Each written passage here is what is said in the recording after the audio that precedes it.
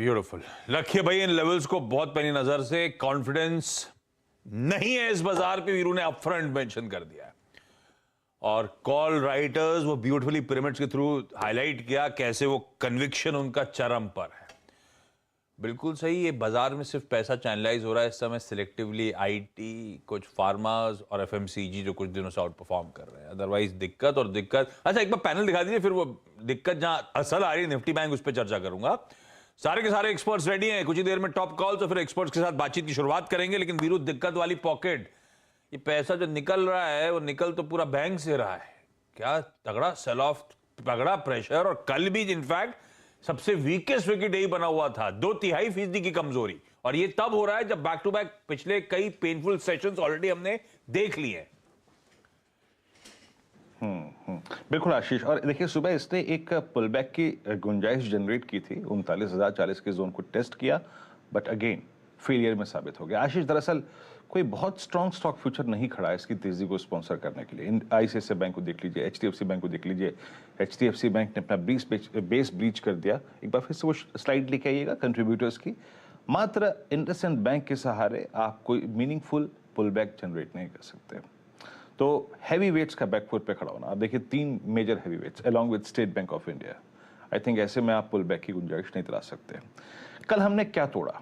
कल जो हमने सुबह सुबह जोन देखा था, और शुरुआती जब मैं आपकी ओपनिंग देखा था आशीष, शुरुआती 1 घंटे में बिटवीन 9:15 एंड आई थिंक 10 जो क्लस्टर हमने रीगेन करने की कोशिश करी वो था 50 डे एक्सपोनेंशियल मूविंग एवरेज, लेकिन नहीं रीगेन कर पाए।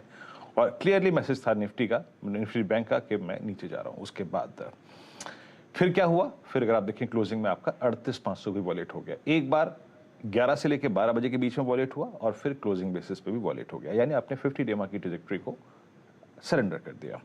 आशीष, जरा इस पे प्लेसमेंट देखते हैं कि कॉल राइटर्स, पुट राइटर्स क्या कर रहे हैं और उनका कन्वर्शन किस प्रकार का है, प्लेसमेंट कैसी है। आप ये देखिए आशीष, आपकी स्क्रीन पे 6 स्ट्राइक्स आएंगे। 39,000 ये वो जोन जहां पे कल फर्स्ट इंस्टेंस में निफ्टी बैंक ने अटेम्प्ट किया था। सबसे बड़ी कॉल राइटिंग हुई और उससे ऊपर 38,500 पे, जिस जोन को हमने 26 सितंबर को क्लोजिंग बेसिस पे यानी परसों सरेंडर कर दिया था, वहां पे कॉल राइटर देखिए, वहां पे सबसे बड़ा कॉल राइटर है। हालांकि मतलब इंटरडे में, क्योंकि वो कंफर्टेबल है, उसको लग रहा है कि अब 50 डे में रीगेन ही नहीं होगा आशीष, उस कॉल राइटर की सोच ये है। लेकिन मैसेज क्या है स्क्रीन पर? मैसेज है 39,000। इट्स स्टिल होल्ड्स 28,60,000 शेयर, यानी ये कॉल राइटर्स का सबसे बड़ा जोन है आशीष वेडनेसडे और थर्सडे के लिए। सिंस इससे expiry -1 and next day expiry है, तो हमें अपने जहन में आंकड़े रखने चाहिए। पुट राइटर्स इवन 37,000 तक हिले हुए हैं, उनके पास कॉन्फिडेंस नहीं है, लेकिन 38,000 के पुट अभी भी करीब 21 लाख का आउटस्टैंडिंग वाई होल्ड करती है।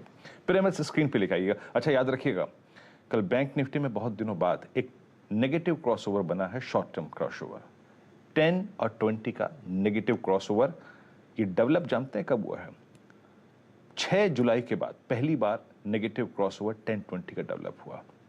खैर, ये आपकी स्क्रीन पे, ये आपकी स्क्रीन पे जो कॉल राइटर्स और पुट राइटर्स के जोन है, ये एग्जैक्टली क्या रिफ्लेक्ट कर रहे हैं? सबसे बड़ी ब्लू कैंडल क्या है?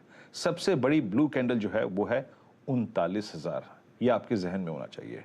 38,500 के नीचे आप क्लोज हुए हैं तो उसकी कोई बहुत इंपॉर्टेंस नहीं है, और नीचे 38,000 के पुट आशीष बहुत स्ट्रॉन्ग ओआई होल्ड करती है। तो करना क्या चाहिए? लेके आइए निफ्टी की रेजिस्टेंस और सपोर्ट्स की प्लेट, और उस पर थोड़ा सा अगर आप देखें आइडेंटिफाई करने की कोशिश करते हैं। बेस क्या है? अगर आप कल के शॉर्ट थे और शॉर्ट कैरी कर रहे हैं तो याद रखिएगा फर्स्ट लॉजिकल टारगेट जो होगा वो करीब करीब, अगर आप देखें आपकी स्क्रीन पे आता है, जरा बेसिस लेके आइएगा। नहीं, बेस डॉक्टर साहब, बेस लेके आइएगा। ये 38,040 क्या है? ये यहां पे 28 लाख पुट खड़ी है। एक सब्सटेंशियल ड्रॉप के बाद शायद ये काम कर सकता है। तो ये पॉइंट्स वो हैं जहां पे आके आपको अपने ट्रेड्स को चेक करना है।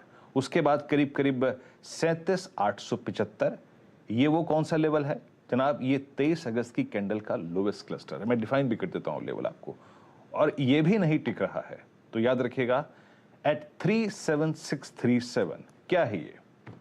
It is 100-day exponential moving average. Logically, when you violate 50-day मा 99% अगर आप देखें आपका 100-day मा आता ही है। तो ये मैंने आपके स्क्रीन पर लेवल्स ड्रॉ कर दिए हैं, इन पर नजर रखिएगा, as a short trade check कीजिएगा। और आज के लिए जो भी शॉर्ट आपको अटेम्प्ट करना है वो है पहला रेजिस्टेंस जोन 38,710 और 38,910, इसी के नीचे नीचे करना है, इसके ऊपर नहीं।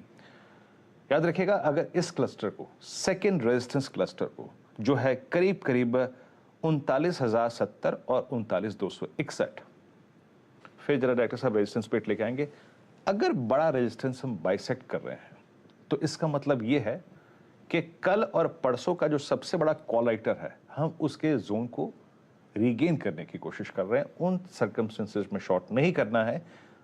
Expiry related pull back is possible, लेकिन हाँ, पहले रेजिस्टेंस के नीचे आप शॉर्ट्स के और short on rise, on sale on rise के जो ट्रेड्स हैं वो अटेम्प्ट कर सकते हैं। आशीष, बहुत बढ़िया। ये है निफ्टी बैंक की आज की स्ट्रेटजी। रखिएगा ये अप्रोच। एक बार